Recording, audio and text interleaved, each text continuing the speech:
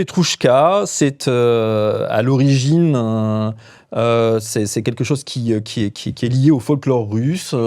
C'est un récit qui se passe durant une fête foraine où un magicien marionnettiste montre trois marionnettes. Le spectacle est 3 marionnettes, donc Petrouchka, une ballerine et un mort. Et les gens sont émerveillés par ces marionnettes.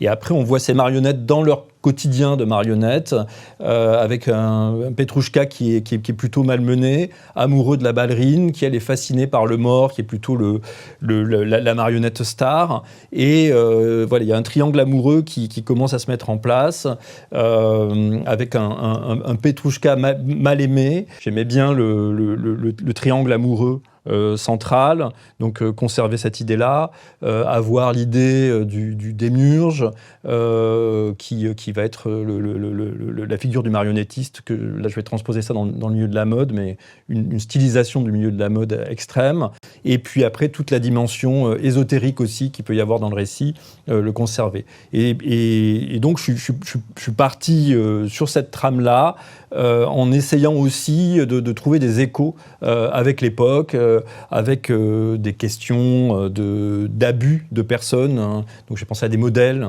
qui pouvaient être contraintes par des créateurs. Donc il y avait l'idée aussi du mouvement contraint.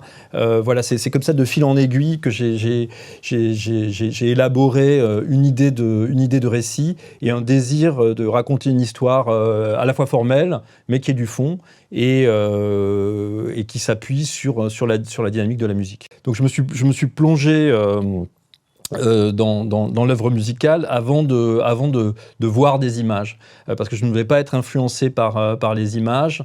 J'avais des souvenirs d'images que j'avais pu voir, mais je voulais à tout prix que ce soit la musique qui m'insuffle, qui me donne à voir des images. Donc j'ai fait la même chose avec Petrouchka, et puis après je suis allé bien sûr lire, voir, et j'ai décidé de jouer avec le récit initial, m'appuyer là-dessus, sur la trame originelle, mais en me refusant de faire une adaptation fidèle.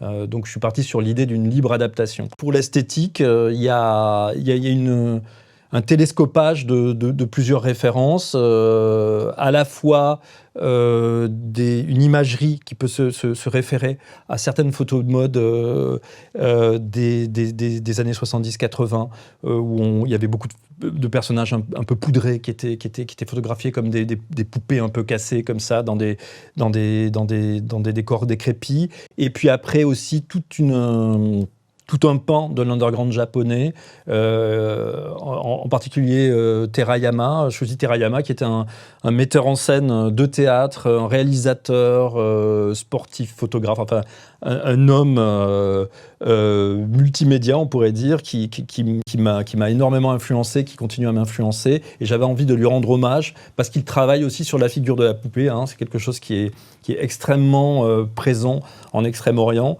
et donc c'était jouer avec ces esthétiques-là. Je vais mettre en place un dispositif filmique, une imagerie qui sera, j'allais dire, indissociable de ce projet, et un prototype pour moi qui m'excite beaucoup, puisque c'est une expérimentation totale, et j'espère donner à voir des choses qu'on n'aura pas encore vues, quoi. Voilà.